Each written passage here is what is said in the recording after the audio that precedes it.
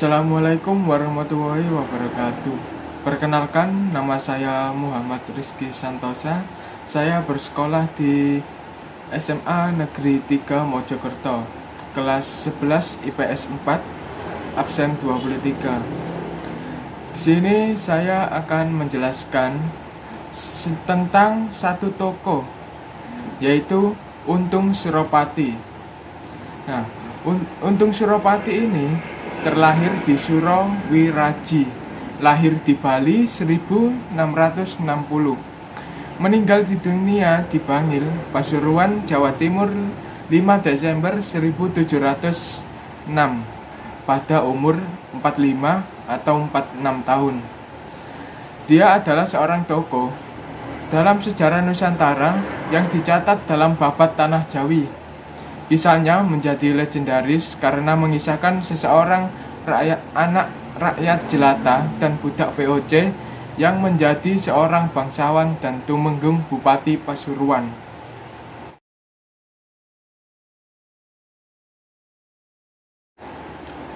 Saya akan menjelaskan asal-usul Untung Suropati. Nama aslinya adalah Surawiraji. Menurut babat Tanah Jawi, ia berasal dari Bali yang ditemukan oleh Kapten Van Beber, seorang perwira VOC yang ditugaskan di Makassar. Kapten Van Beber kemudian menjualnya kepada perwira VOC lain di Batavia yang bernama Moore.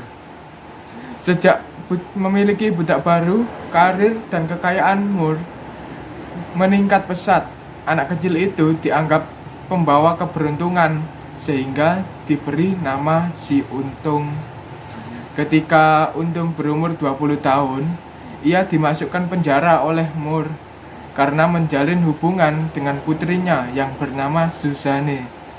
Untung kemudian menghimpun tanah para tahanan dan berhasil kabur dari penjara dan menjadi buronan.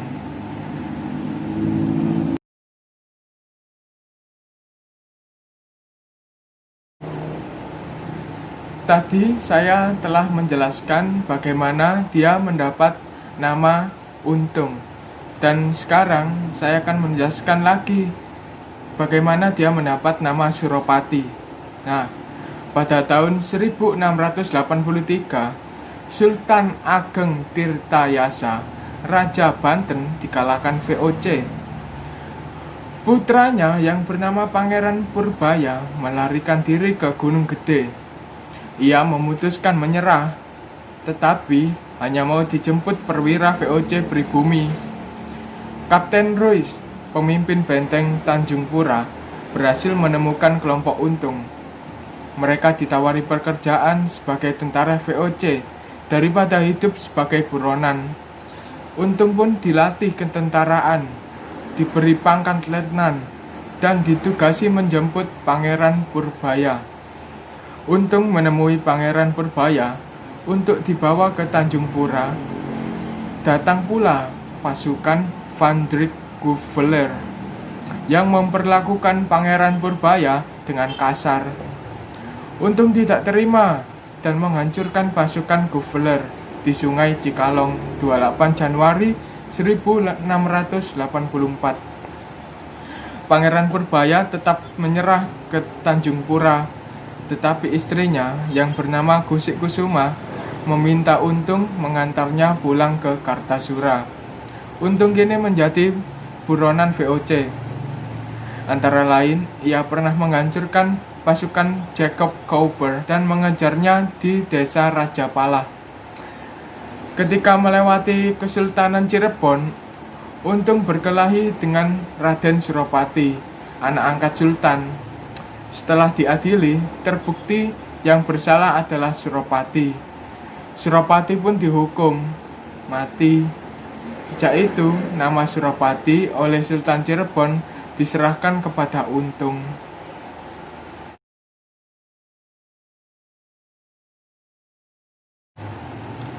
Nah, sekarang saya akan menjelaskan bagaimana Untung Suropati mempunyai gelar Tumenggung Wiranegara. Amangkurat II takut pengkhianatannya terbongkar, ia merestui Surapati dan Nerangkusuma tersebut di Pasuruan. Di kota itu, Surapati mengalahkan bupatinya, yaitu Anggajaya, yang kemudian melarikan diri ke Surabaya. Bupati Surabaya yang bernama Adipati Jangrana tidak melakukan pembalasan karena ia sendiri sudah kenal dengan Surapati Kartasura. Untung Surapati pun mengangkat diri menjadi Bupati Pasuruan dan bergelar Tumenggung Wiranegara. Pada tahun 1690, Amangkurat II pura-pura mengirim pasukan untuk merebut Pasuruan. Tentu saja pasukan ini mengalami kegagalan karena pertempurannya hanya bersifat sandiwara sebagai usaha mengelabui VOC.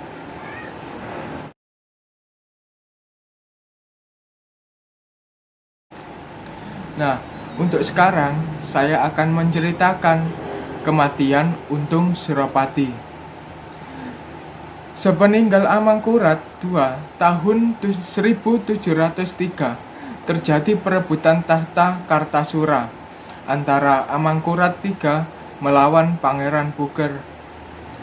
Pada tahun 1704, Pangeran Puger mengangkat dirinya menjadi Pangku Buwana I dengan dukungan VOC. Tahun 1705, Amangkurat III diusir dari Kartasura dan berlindung ke Pasuruan. Pada bulan September 1706, gabungan pasukan VOC, Kartasura, Madura, dan Surabaya dipimpin Mayor Govert Knoll menyerbu Pasuruan.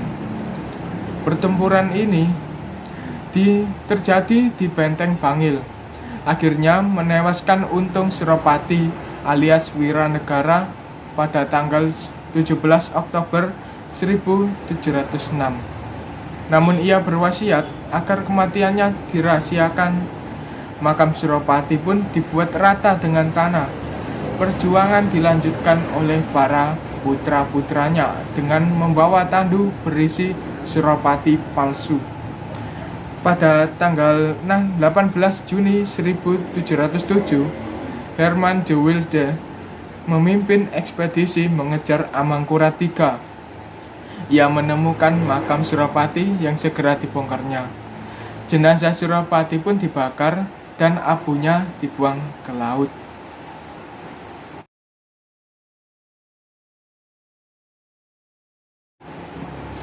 Sekarang saya akan menjelaskan perjuangan putra-putra Surapati.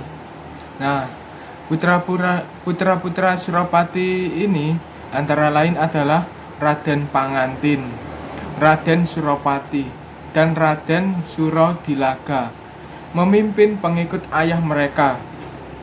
Sebagian dari mereka ada yang tertangkap bersama Amangkurat III tahun 1708 dan ikut dibuang ke Sri Lanka. Sebagian pengikut Untung Surapati bergabung dalam pemberontakan Arya Jaya Puspita di Surabaya tahun 1717. Pemberontakan ini sebagai usaha balas dendam atas dihukum matinya Adipati Jangrana yang terbukti diam-diam memihak Surapati dalam perang tahun 1706. Nah, setelah Jaya Puspita kalah tahun 1718 dan mundur ke Mojokerto, pengikut Surapati masih setia mengikuti. Mereka semua kemudian bergabung dalam pemberontakan Pangeran Blitar menentang Amangkurat IV yang didukung VOC tahun 1719. Pemberontakan ini berhasil dipadamkan pada tahun 1723. Putra-putra Untung Surapati dan pengikutnya pun dibuang VOC ke Sri Lanka.